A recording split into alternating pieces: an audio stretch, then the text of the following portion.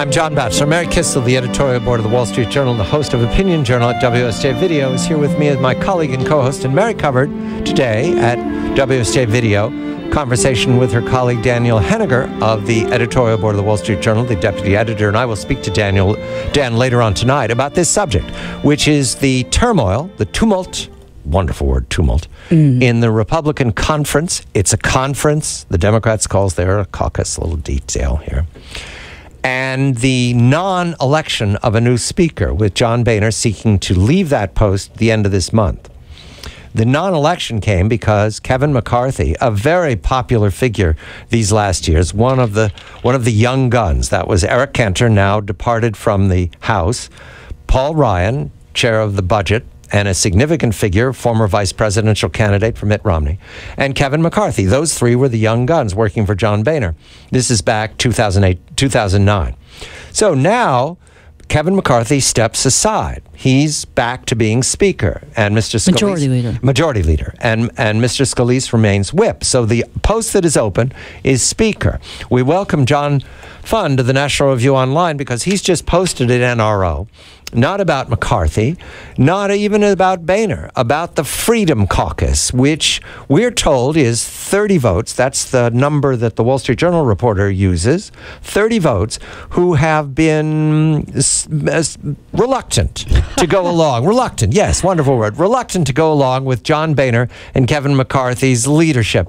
Mr. Fund, the Freedom Caucus. All right, now, day two. Does the Freedom Caucus have a candidate who can win, can carry the House Republican Conference? Does the Freedom Caucus have a tactic going forward to resolve the conflicts? Good evening to you. John, until today at noon, when Kevin McCarthy pulled out, they did not have an effective candidate who could win.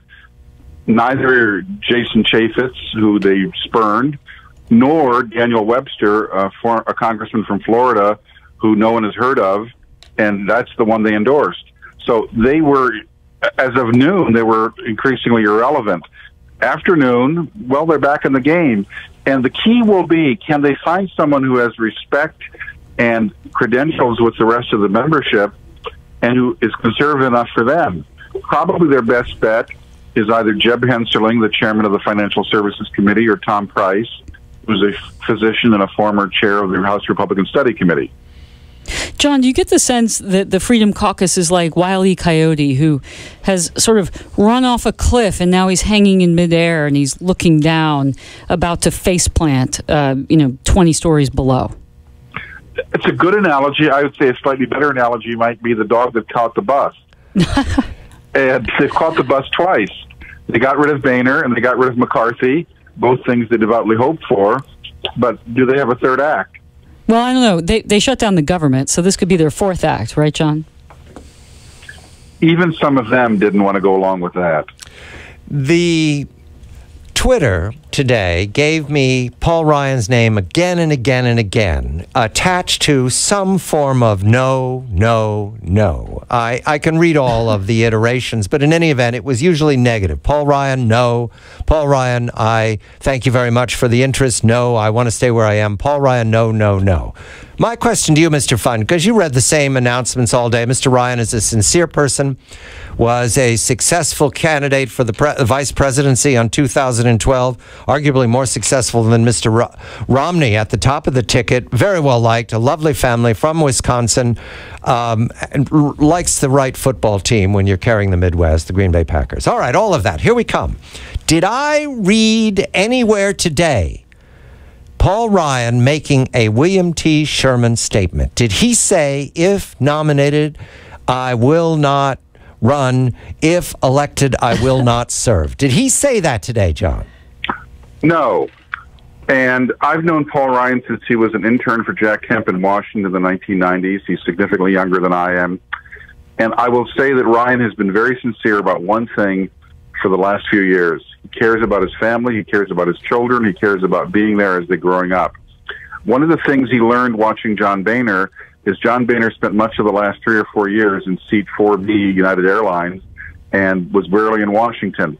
I think if Paul Ryan can be convinced that their House Republican caucus wants a leader, not just a fundraiser in chief, plus a leader, I think he might be prevailed upon.